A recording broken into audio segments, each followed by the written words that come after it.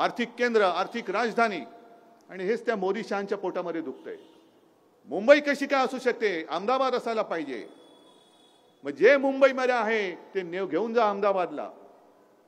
हिरे व्यापार घेऊन गेले, इतर अनेक गोष्टी ज्या कर रूपाने आपल्याला महसूल देत होते ते सगळेचे सगळे उद्योग आणि ऑफिस, अगदी सिमेंट पासून त्या अडानीमध्ये कुठली सिमेंटची कंपनी घेतली ती कंपनी सुद्धा त्यांनी ऑफिस अहमदाबादला, गुजरातला घेऊन गेले। माझं गुजरातबद्दल काही असूया नाहीये, गुजरातबद्दल काही द्वेष आहे असं अजिबात नाही। उद्या आपलं इंडिया आघाडीचं सरकार आल्यानंतर गुजरातच्या हक्काचं काय असेल ते आम्ही जरूर देऊ। गुजरातवरती अन्याय करणार नाही, अजिबात करणार नाही। पण मोदी जे करतायत की तुम्ही माझ्या महाराष्ट्राच्या तोंडातला घास काढून जे गुजरातला भरवत आहात तो घास आम्ही तुम्हाला काढू देणार नाही। आता मोदीजी, आम्हीच तुम्हाला गुजरातला पाठवल्याशिवाय राहणार नाही। तुम्ही सगळं आमच्याकडनं गुजरातला नेताय ना, मग आता जा, तुम्ही पण गुजरातमध्ये जा, तुम्ही नका जाऊ दिल्लीमध्ये, जा परत। अनेक ठिकाणी आज तर मी व्हिडिओ बघितला, घोषणा दिल्या जात आहेत, गो बॅक मोदी। हे संपूर्ण चित्र आज महाराष्ट्रामध्ये आहे आणि देशामध्ये आहे। आज मुंबई महापालिका जी लुटली जाते, जवळपास 1.5-2 वर्ष झालं मुंबई महापालिकेची निवडणूकच घेत नाहीत। एक प्रशासक तिकडे डोक्यावर ठेवलेला आहे आणि त्याच्या माध्यमातूनही लूट सुरू आहे। आणि काय काय गोष्टी ऐकल्यानंतर तर एवढं तळपायची आग मस्तकात जाते। 2012 सालापर्यंत तुम्हाला सगळ्यांना माहिती पाहिजे ही गोष्ट, मुंबई महापालिका ही तोट्यामध्ये होती, त्रुटीमध्ये होती। 640 कोटी रुपये मुंबई महापालिका त्रुटीमध्ये होती। ती आत्तापर्यंत जेव्हापर्यंत महापालिका विसर्जित झाली तेव्हा शिवसेनेची जी सत्ता होती त्यावेळेचा आकडा 90,000 कोटीच्या फिक्स डिपॉझिटमध्ये आपण ठेवी ठेवल्या होत्या। 640 कोटी मायनस पासून 90,000 कोटी प्लस पर्यंत गेलेली आपली महापालिका। आणि हा सगळा कॉन्ट्रॅक्टरचा कारभार जो चाललेला आहे, उगाच आम्ही बोलत नाही सूटबुटकी सरकार। रस्त्याची कामं काढतायत, आणखीन कसली कामं काढतायत, बरं काढा तुम्ही कामं, पण आता परिस्थिती अशी निर्माण होईल की कालांतराने मुंबईमध्ये विकास कामं तर ठप्प होतील, पण मुंबईच्या सफाई मजदूरांना सुद्धा पगार द्यायला मुंबई महापालिकेकडे पैसा शिल्लक राहणार नाही। सगळ्या ह्या मिंदे आणि शहा मोदींच्या मित्र कॉन्ट्रॅक्टरनी लुटलेली मुंबई असेल, भिकेला लावून टाकलेली मुंबई असेल। म्हणजे आमचं वैभव आहे।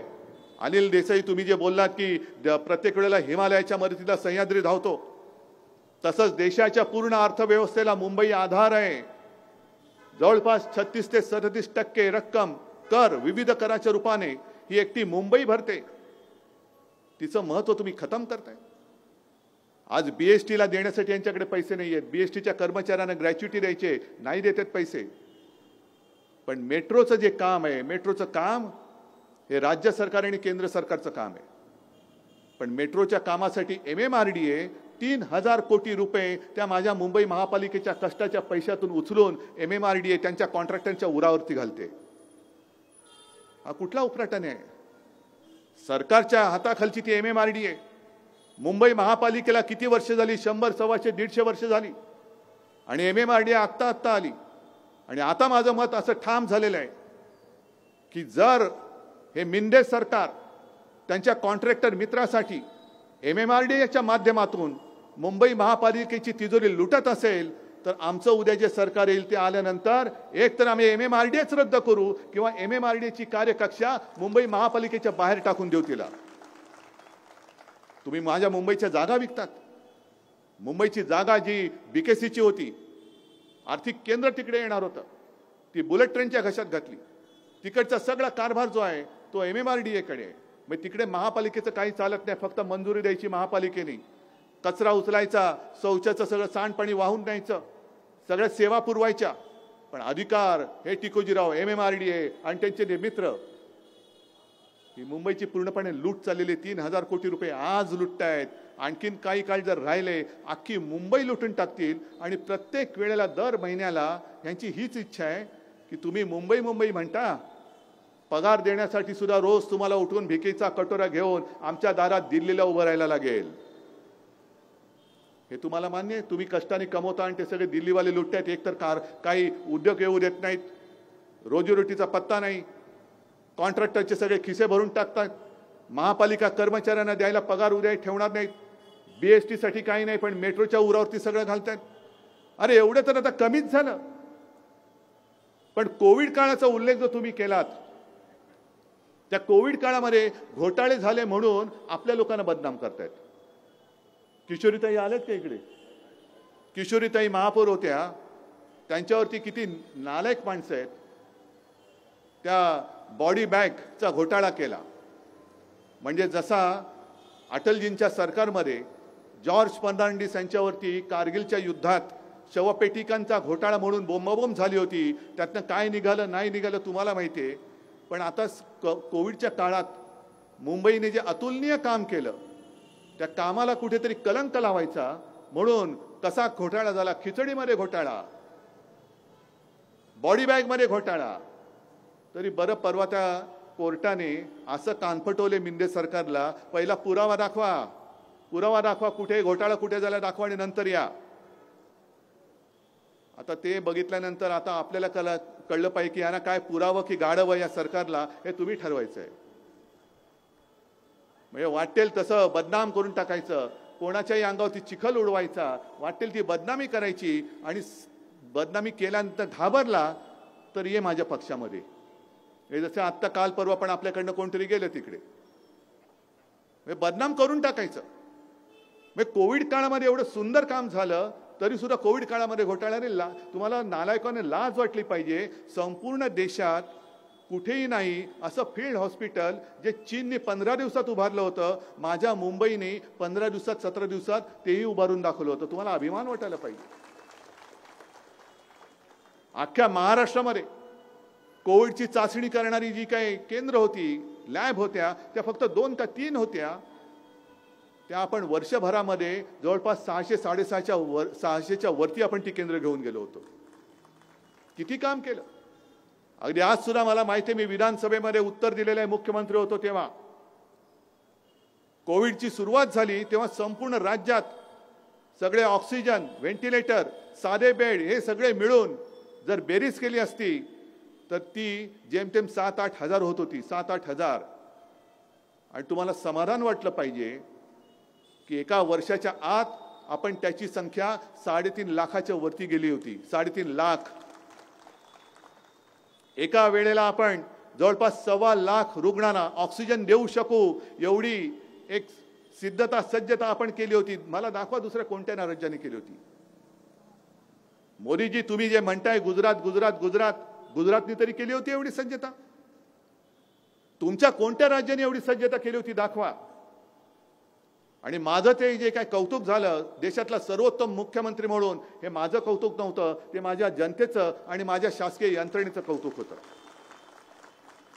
मी एवढा काही मूर्ख नाही लगेच काहीतरी दुसऱ्याचं श्रेय घ्यायला नाही. जे जे मी सांगत होतो तुम्ही ऐकत होतात, म्हणून आपण मुंबई आणि महाराष्ट्र वाचवू शकलो. पोलीस असतील, अगदी वैद्यकीय सेवा देणारे कर्मचारी असतील, त्यांनी सुद्धा जीवावरती बेतू दे पण आम्ही रुग्ण वाचवणार. आणि अशीच एक रुग्णसेविका पुण्याच्या ससून हॉस्पिटलमध्ये रुग्णाची सेवा करताना कोरोना होऊन तिचं निधन झालं. तिचं नाव अनिता पवार. आपण सरकारने जाहीर केलं होतं, कोविड योद्ध्यांना जर कोविड काळामध्ये कोविडने मृत्यू झाला तर 50 लाख रुपये देऊ. मग ती अनिता पवार, तिचा मृत्यू झाल्यानंतर, कोविडने मृत्यू झाल्यानंतर तिच्या यजमानाने सरकारकडे मागणी केली, ह्याच मिंदे सरकारकडे. नाही म्हणाले, नाही देता येणार. मग ते कोर्टात गेले. कोर्टाने तिकडे पण कान फटवलं. आणि कोर्टाने यांना सरकारला विचारलं की तुमच्यात काही संवेदना आहेत की नाही, माणुसकी काय आहे की नाही.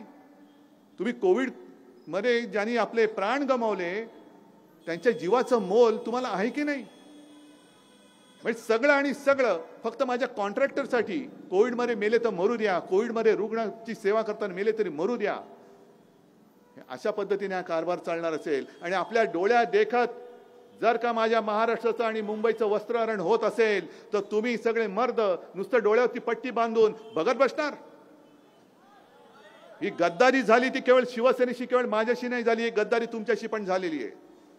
ज्यांनी त्यावेळेला या गद्दारावरती, ज्यांनी आपल्या आईवरती वार केला, राजकीय आईवरती वार केला, शिवसेनेवरती वार केला, त्यांच्यासाठी मेहनत केली होती, त्याला जिंकून आणलं होतं, त्या सगळ्या निष्ठावंत, कडवट आणि मतदारांवरती सुद्धा त्यांनी वार केलेला आहे, त्यांच्याबरोबर त्यांनी गद्दारी केलेली आहे. आणि म्हणून मला असं वाटतं निर्णय काय हा स्पष्ट आहे. तुम्हाला निष्ठावान तुमचा खासदार पाहिजे की गद्दार पाहिजे हे तुम्ही ठरवायचं. निष्ठावान पाहिजे, पण आता आणखीन एक गोष्ट आहे, हे जरा दाखवा. कारण आपलं त्यांनी धनुष्यबाण चोरलेलं आहे. आणि मी मागे सुद्धा बोललो की अरे रावणाला शिवधनुष्य पेलताना आलं तर गद्दारांना पेलता येणार. गद्दारांच्या हातामध्ये, आणि ते सुद्धा थोडा काळ आहे. आणि मशाल द्या, माझ्याच काय सगळ्यांच्या हातामध्ये मशाल द्या. द्या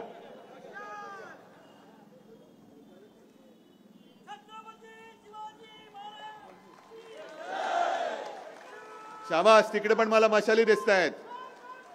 आणि ही मशाल केवळ एवढीच नाहीये, तर इथे सगळ्या जमलेल्या तुम्ही मशालीच आहात. अन्यायाविरुद्ध आणि गद्दारी विरुद्ध पेटून उठलेला आहात.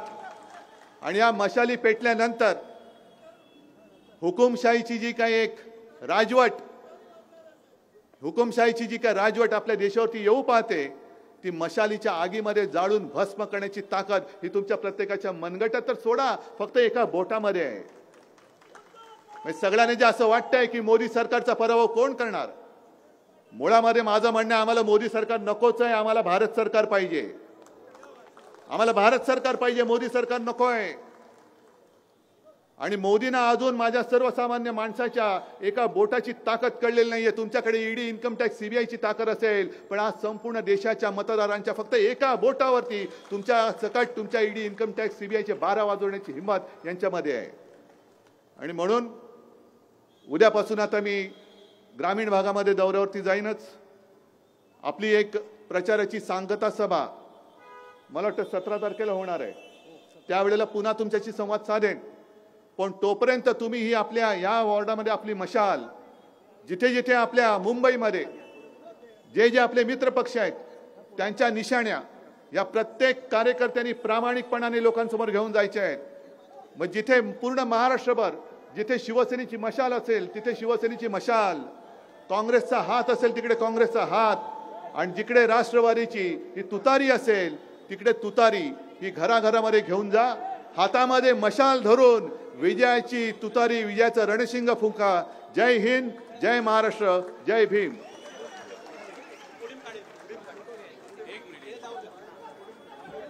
Thank you.